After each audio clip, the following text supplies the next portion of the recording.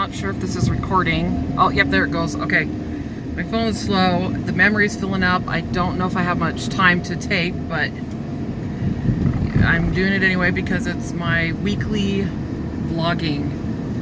My husband messes with my seat. Every time he gets in, he's got shorter legs than I do. And so he puts the seat too close to the steering wheel, and his legs are like twice or three times as wide. So he raises the steering wheel up, and I hate it. So, because I like to put my knee under the steering wheel and control it now and then if I need to. I mean, I don't drive like that all the time, obviously, but I do it for extra help. It's like a third knobby hand. Anyway, so in church on Sunday, I was a little bit late getting to the women's class. It's called Relief Society, and we have that class twice a month. So it's like every other week, and if there's like a fifth week in the month, then we don't have it. It's like it's whatever the bishop, the leader of the church, of our church in our area, decides that we're going to do. Sometimes we meet with everybody, or all the adults, or just the adults that don't have callings with the kids, or youth with the adults. I mean, it could be anything. So anyway, so in Relief Study, you're talking about how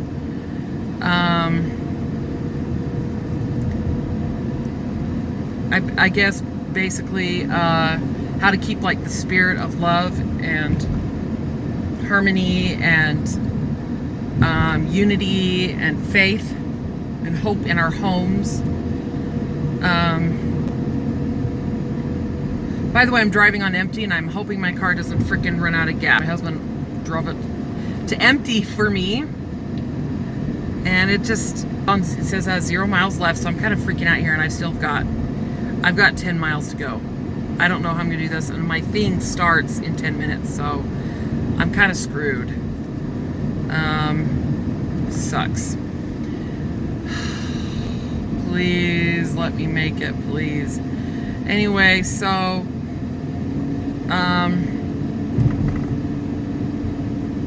I shared like a thought about how an elderly woman shared with me her greatest regret in life was pretty much she was raised Catholic, she's Christian, and later she joined the church I'm a member of, still a Christian church,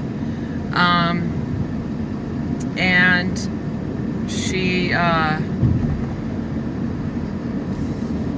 said that they didn't, really teach the gospel of Jesus Christ in their home very much, and like hardly at all, if at all. She said that they never held like a weekly family meeting, which was been taught in our church forever to do, and just teach about the gospel and build relationships of love and trust and unity in the family, and they didn't, study scriptures together, things like that. So her children, even though, she went to church pretty much, I guess almost every week. I'm not sure about how active she was in church, but she would go. I'm assuming she was active. It's just an assumption, but anyway, she has served service missions, preaching the gospel and things like that since her husband passed away and her children have grown up and left the house. Anyway, this big regret she had, it made my heart ache for her, and she told me this probably 14 years ago. I'd been married over a couple years already, I think, and so I still consider that a newlywed. When you've been married only a couple of years, you're still a newlywed. It's only a couple of years. So it was really good to learn from that example that she gave us. I knew that her kids almost every single one of them, and she had a large family. All of them but one had struggled in huge ways with life and choices, and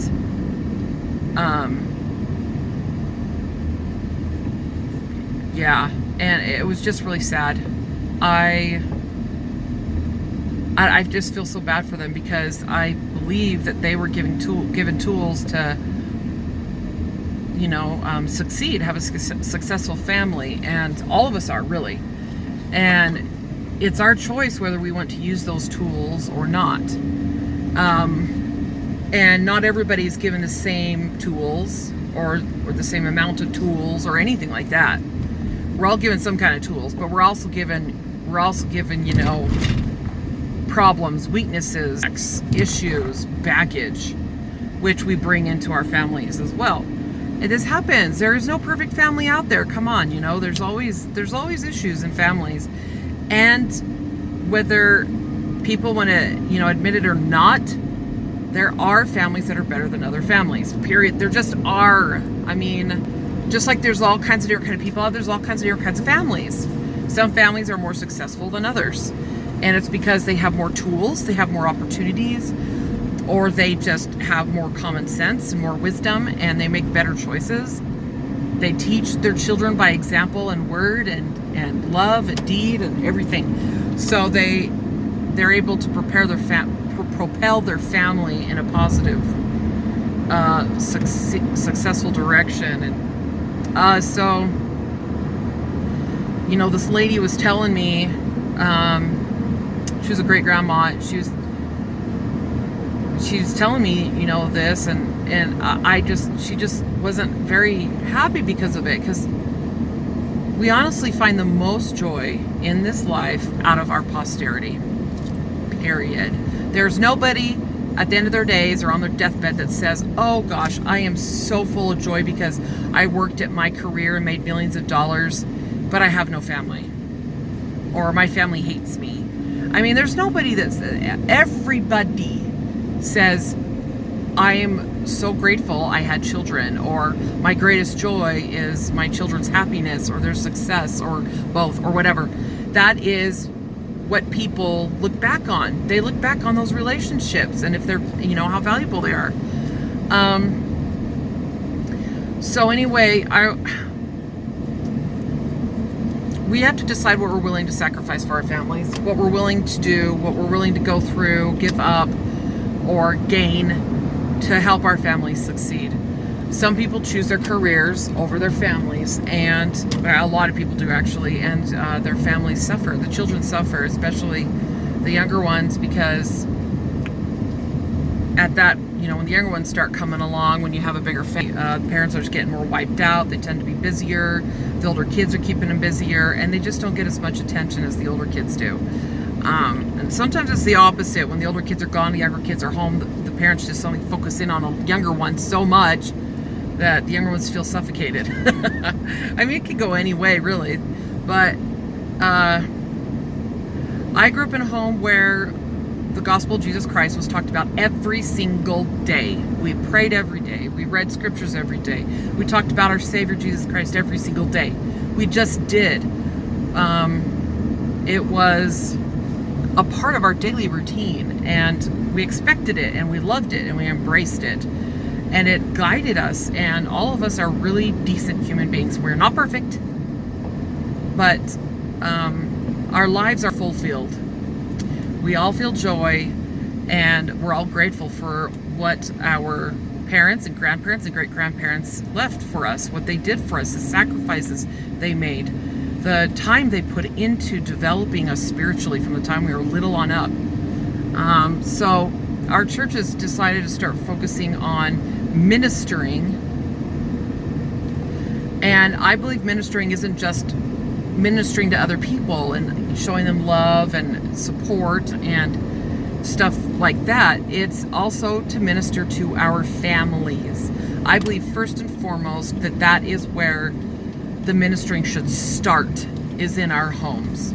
We must make teaching our children values, morals, and spiritual guidelines. That's the most important thing we can do for our kids, ahead of health, ahead of work, anything else you can think of to do for your children. The spiritual welfare of your children is and should be the most important thing. And if you feel like you've failed that, no, you haven't. You still have time. Even if your kids are grown and gone, you can still influence them for good. And especially if you have grandchildren, great-grandchildren, it is your responsibility to minister to them. Teach them, share with them your experiences, your testimonies, your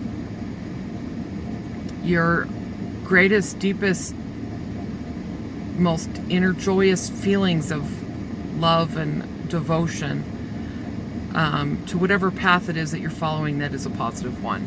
And also the experiences of what it's been like when you've strayed from it and or returned. I'm